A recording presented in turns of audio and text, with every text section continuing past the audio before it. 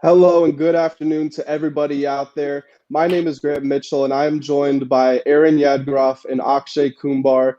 Today we are coming to you live from the Sports 2.0 network. Make sure you're subscribed to the YouTube channel and also check out the website to stay up to date with the latest content and news in the sporting world. Now, Aaron, we'll start with you here. How are you doing today, my man? I'm doing great. It's been a great week of sports so far. Excited for this weekend. We got some great stuff to talk about on the show. Yeah, I totally agree. Akshay, how about you? What's going on in your life? I'm doing great. Had a great week. Really relaxing. Looking forward to the weekend. Got a lot of sports going on. Hockey, golf, baseball, College World Series starting up. I'm really excited. If we had to pencil you in for one sport this weekend, what are you going to be watching? I'm gonna go basketball tonight. Tonight in that Game 7 for Milwaukee. I think that's gonna have most of my attention. Well, I already know Aaron's answer. I know it's going to be soccer. He's the soccer guy here. He's put up some great content. Like I said, make sure you check him out on the website. And Aaron's going to kick things off for us today. We're talking sports bets going into the weekend, the best props for the weekend, and the best parlays for the weekend. Aaron, you're starting Oh, us off here with Italy and Wales. Why don't you take us through it? so Italy and Wales are playing this weekend. I'm going to be going with the over 2.5 goal prop, which is going to be plus 118. I think this is a easy bet to put on. Wales is the worst defense of all the four teams in this Group A, including it's Italy, Wales, Switzerland, and Turkey.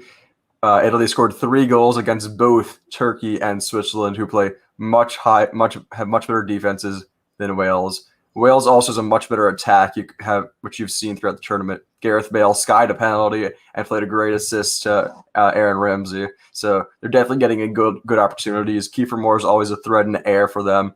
And like I mentioned, Italy has been scoring for fun, getting 3 goals in both their first 2 games. Locatelli's been pretty good also, which he isn't even a striker. Immobile is getting great spots. Chiesa's not even playing that much, and who I thought was going to be their biggest scorer, or best scorer, I guess you'd say. And they always have players like Insigne and Jorginho controlling the tempo, one of the best penalty takers in the world. So I definitely see this going 3 goals. You can even maybe go for a 3-1 score line is probably what I'd guess right now. And of course, Immobile scored in each of the first 2 games. Akshay, what are you thinking about this one? Yeah, I'm gonna have to agree with Aaron. Obviously, it's hard to keep up that high scoring level of play in any soccer tournament, but I think Italy has the players to do it. They have they've had the experience thus far, and they've played the two hardest defenses in their group in Turkey and Switzerland already. So I think 3 goals over 2.5 goals is a good bet, and I think it's a safe bet for Italy. Yeah, I like this one too. Boys, we're starting with a clean 3 for 3. This is Let's nice. This is go. We love to easy. hear that. Yeah, I like this bet a lot. You mentioned it. Italy scored 3 goals in each of their first 2 matches. Haven't allowed a goal yet in the tournament. Wales looked pretty surprisingly good in their last game against Turkey. Turkey, we thought, would have one of the better defenses in this group, but Gareth Bale masterclass with that penalty aside. So yeah, I think there will be a high goal tally here. And now we're going to go to Akshay next, but we're actually going to keep it on the pitch here since Aaron started it here, and we're going to talk Portugal versus Germany plus 220 odds. And this is my pick. I think this match ends in a draw. If you look at the first match that Germany played in Group F, of course, the group of death, they held France essentially to a 0-0. The one goal that France won by was an own goal. So they limited that French attack to actually not scoring in the game. And we thought France could be averaging 4 or 5 goals a game. Like, they are so prolific. People are talking about if their backup team could win the whole tournament. Germany's attack wasn't necessarily the best. Of course, they're playing without a true striker. They're going out. They're following the Pep Guardiola philosophy. They're playing Thomas Muller as their leading front man, even though he's more of a false nine in this system. Timo Werner off the bench provides some good verticality. You saw him combining with Havertz. Obviously, that's his Chelsea teammate. But Germany's attack probably can't lead to more than 1 or 2 goals max against Portugal here. And on the other side, the Portuguese, Ronaldo grabbed the headlines with his record-breaking performance, but he was very quiet until the 85th minute. I think he scored in the 87th. Very reliant upon the service of his teammate these days. And of course, he is a brilliant finisher. but I don't think he has that one-on-one takeover ability, at least as much as he used to here. So either a 0-0 or a 1-1 here. That's my pick. Akshay, what do you think of this one? Yeah, I'm gonna agree with you here. I think, although Portugal did score 3 goals against Hungary, virtually all 3 of those goals came in like the last 15 minutes of the game, and the fact that they were even close, that close with Hungary, it's a little bit concerning for me, in my opinion. Germany is obviously a far better team than Hungary, and I think that Germany, despite losing to France, having that own goals from Mats Hummels. I think they're a very good team. I think they'll keep it close with Portugal, and it could go either way here to see who scores first. But I do think that there will be an equalizer, and then we'll have a 1-1 tie. Aaron, how about you? What are your thoughts? I am actually pretty anti-Germany usually, but if you saw how well they played against France, they looked pretty well. Gnabry is playing as a 9 basically, so they're not playing a real 9. Havertz and Muller playing off of him. It's weird seeing Serge Gnabry playing as a 9, but I think it's going to be a very low-scoring game. I wouldn't be shocked if it's a draw. I think it's going to be 1-0 Portugal or a 0-0 game, which I'm leaning towards a 0-0 because of being at the Allianz. If you are looking for odds for that, it's plus 850, or if you want to go under half a goal, it'll be plus 860. I don't hate those odds, 10 to win $85 or $86. I think it's going to be a low-scoring game. I expect it to be a late goal by Portugal. If it is, again, probably like a Ronaldo penalty or something like that. Aaron starts off with a great bet, and then he has more information on my bet than even I do. Akshay, your turn here. We're going to switch it up here. We're going to the hardwood. Straight up, you've got the Clippers winning this game against the Utah Jazz at plus 114. Obviously, they have the lead in the series right now, 3-2, and they're going back to Staples for Game 6. Why do you have the Clippers in this one? I think they have all the momentum right now. They played a great game. Paul George had a really great game in Game 5. Really, silenced all the haters and critics there. Marcus Morris stepped up finally. Reggie Jackson, is solidifying himself as a solid player in this league now. I think they have all the momentum going into Game 6. I think the Jazz are, obviously on their heels right now. There's less pressure on the Clippers right now because they are up in the series. Although they are missing Kawhi Leonard, they still have a very solid team. If Ty Lue doesn't sell this game coaching wise, I think they have a good shot of winning. There's also the possibility that Donovan Mitchell is out for tonight with a ankle soreness that he suffered in Game 5, and then obviously Mike Conley is probably still out with that hamstring injury. So Utah missing their 2 biggest playmakers definitely will hurt them a lot. But I wouldn't expect them to be a blowout here. But I do think that the Clippers do close it out and advance to the conference finals. Aaron, one of the most amazing things that we saw in that last game, obviously Paul George was great, 37 points, 16 rebounds, but Ty Lue was giving the ball to Reggie Jackson and telling him to go hunt Rudy Gobert, the defensive player of the year. He wanted Reggie Jackson matched up with him in one-on-one situations. How do you think the Clippers do tonight, and do you think we're going to see more of that same strategy from Ty Lue? Yeah, Reggie Jackson's a very known fast point guard. He's averaging almost 18 points in the last 10 games for the Los Angeles Clippers. He's not a point guard who'll pass the ball that often, but he's a very good electric scorer with a lot of speed. Loves taking a lot of threes, takes sometimes even up to 10 threes a game. But I think he'll probably go for a similar strategy. I think Donovan Mitchell will be 100% playing and will be playing like he's healthy. I think it's going to be a very close game. Donovan Mitchell is one of my favorite players in the NBA. So electric player, so much fun to watch, super electric player. I think it's going to be a super close game. I think I'm going to be going with it going to Game 7. I think the Jazz are going to get this game just because I do not see Paul George going back-to-back games of how great he does. He's not usually the best playoff performer. Are you suggesting he's pandemic P more than playoff P? I am. He's usually not the best in the playoffs, and I do not expect the back-to-back great games. Well, you know what I am most interested about? It actually is Paul George, but, I want to see if he has that same mentality because in Game 5, it looked like he was back in Indiana with Lance Stevenson and Roy Hibbert. It looked like he was fresh out of Fresno State taking on Bosch, Wade, and James. Back then, nobody expected them to do anything. And, in this same situation, nobody's expecting the Clippers to win this series. The fact they Yeah. won the last game, is incredible. Most people thought the Jazz were going to win by 20 points, and especially when they made 17 threes in the first half. That is clearly far and away on pace to set an NBA playoff record for most threes in a game. So the fact that the Jazz were only up 5 at halftime tells you just how well Paul George and the Clippers were playing. And I think them being an underdog actually means Paul George is going to ball out again. I think he has trouble handling expectations. We saw when he was with OKC and he finished third place in the MVP voting. They lost to the Jazz in 5 games. He had 4 points, I think, in the closeout game. But the fact that they're the underdogs, I can easily see Paul George going for 30 and 15 again.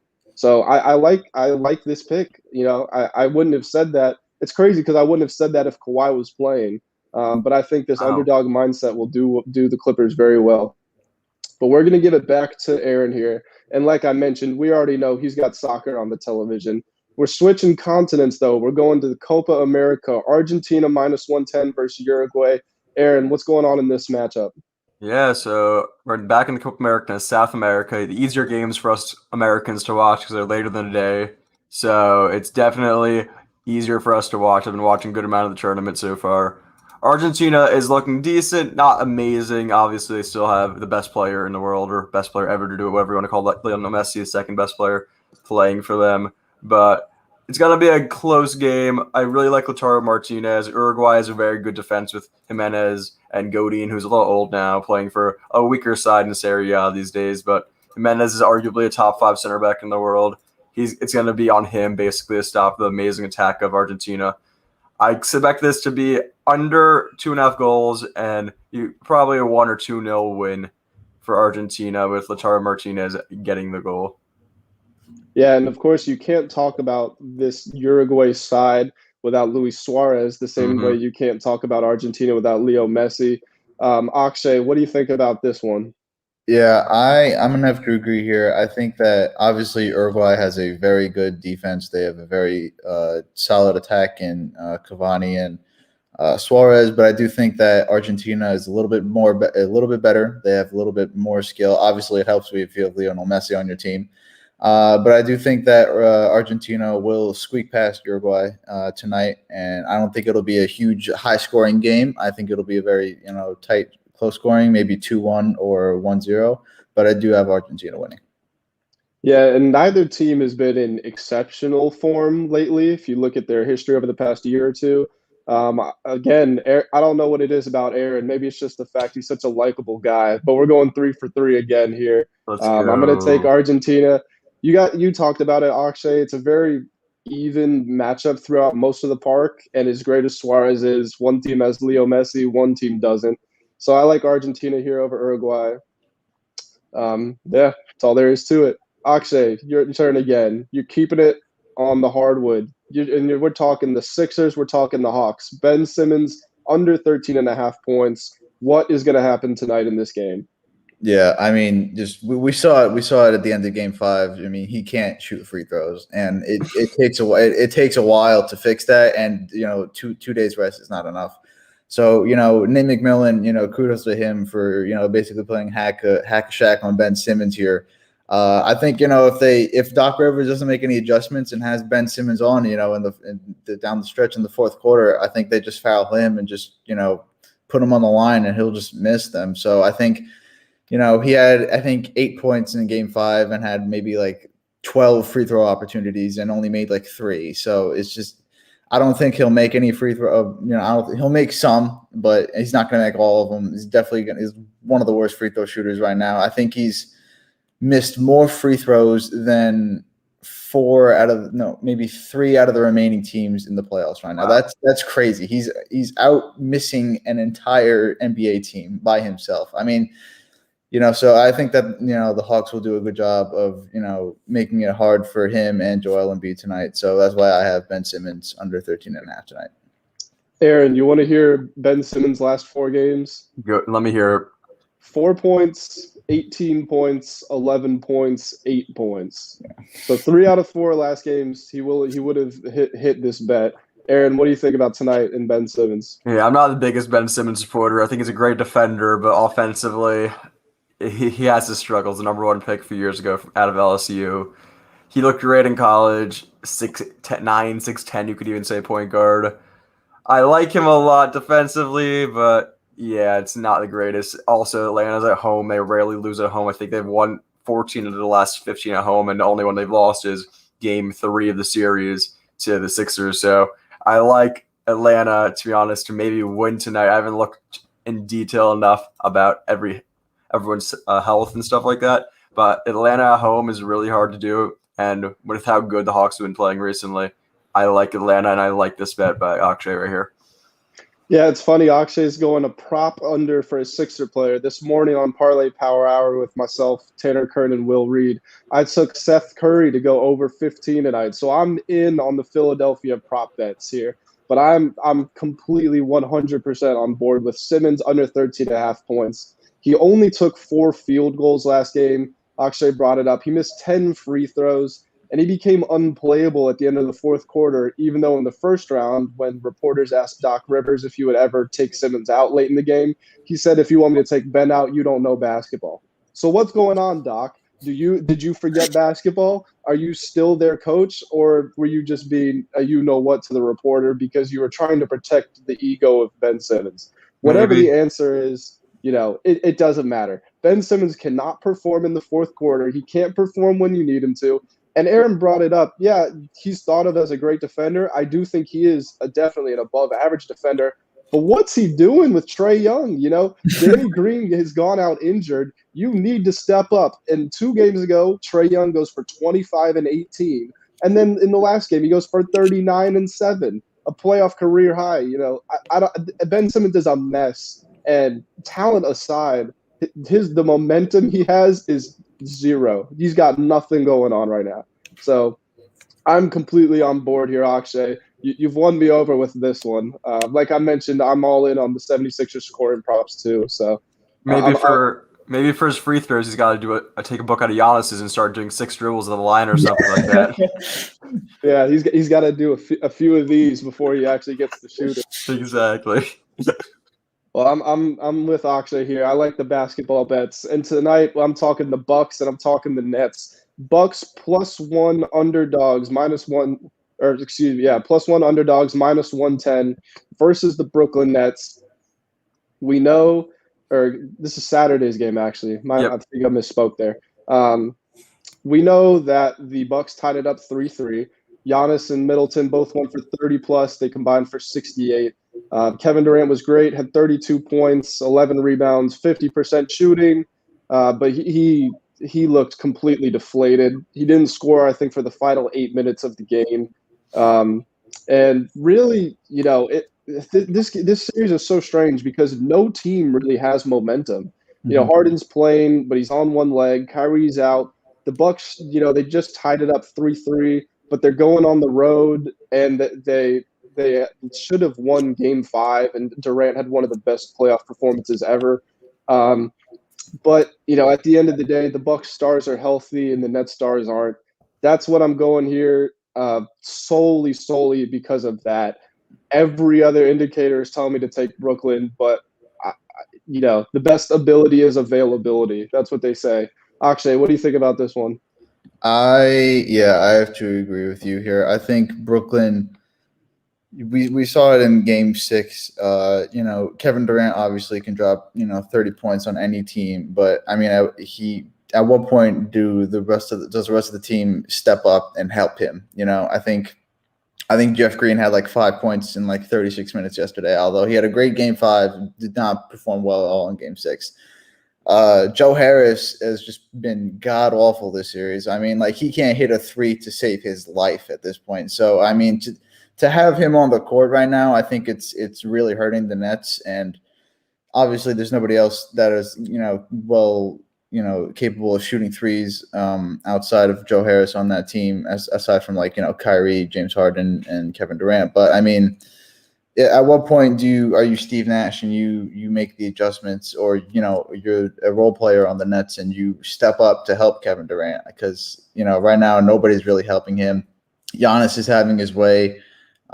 Chris Middleton is just, making random threes and just it's going in. So, I mean, I think the Bucks do have a bigger advantage in going into Game 7. Although they are playing on the road, I do think that they have a little bit of momentum. Not a lot, but they do have a little bit just because they won Game 6. So I'm going to go with the Bucks here as well.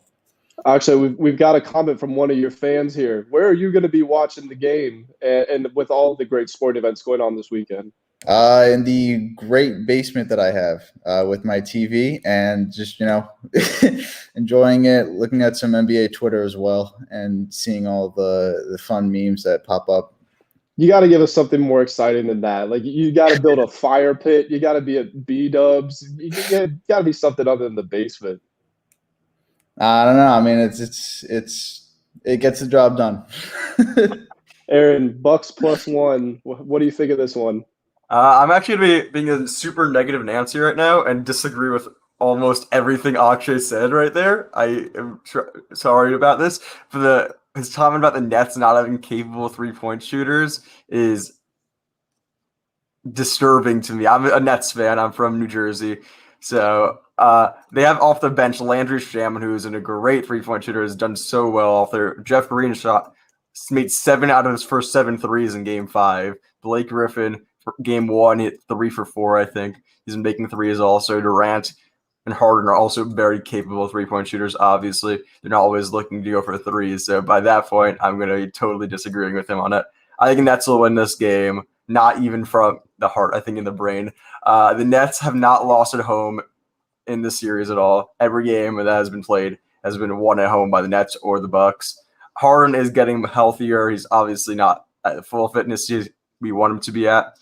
But yeah, I think the Nets will win this game. I think Durant will be playing great. I think Joe Harris is going to start shooting the ball. The Bucks are known for being one of the worst three-point defending teams in the country. So I think that Joe Harris will have a great game. I think he'll have 15 to 20 points. I think Jeff Green will be hitting a good amount of threes.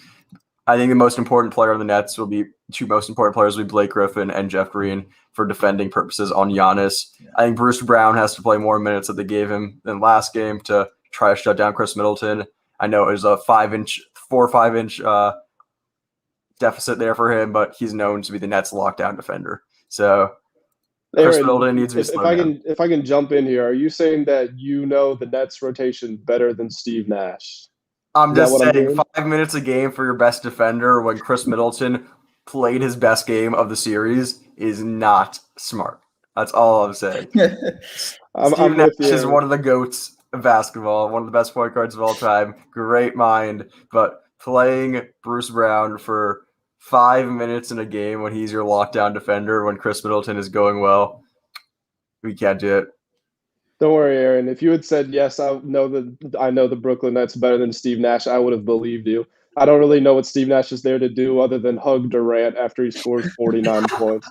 But Aaron, this is your last one here for us. Yeah, we're going NASCAR. Why don't you talk us through it? I know not a lot of people love NASCAR. I'm writing an article for Noob Sports very soon about the NASCAR race, first race ever for the Cup Series in Nashville. It's going to be a very good race. I really like the Hendrick drivers. There's 4 drivers on this Hendrick team, which is Kyle Larson, Chase Elliott, Alex Bowman, and William Byron. Kyle Larson's been easily the best NASCAR driver this whole year. I'm going to go with him again to win this race. I think Alex Bowman's very good on these type of tracks as well.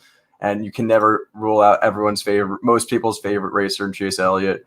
William Byron's always is a fast car, but he's not known to be that good of a closer. All 4 of these guys have wins this season, and Kyle Larson has multiple wins this season. So I wouldn't be shocked if we get the same exact situation, Kyle Larson win or Hendrick win. They've been dominating the whole year. Aaron, I don't want to start any tension between you guys, but I think Akshay's fans are out to get you. Negative Nancy, a.k.a. Aaron. Yeah, I put it on myself. That was the first thing I said when I said, I'm like, I don't want to be the negative Nancy, but I got to be it. So, well, it looks like that's your brand on this show now. What do you? The fans are pitching in. They're Team Akshay all the way. Yeah. Akshay can have fans. I got my loyal people. It's all good. Well, Akshay, we went from NASCAR here. We're going with another bit of an off-course bet here. The College World Series. Vanderbilt, one of the best teams in recent years, obviously. Akshay, why do you like them over Arizona?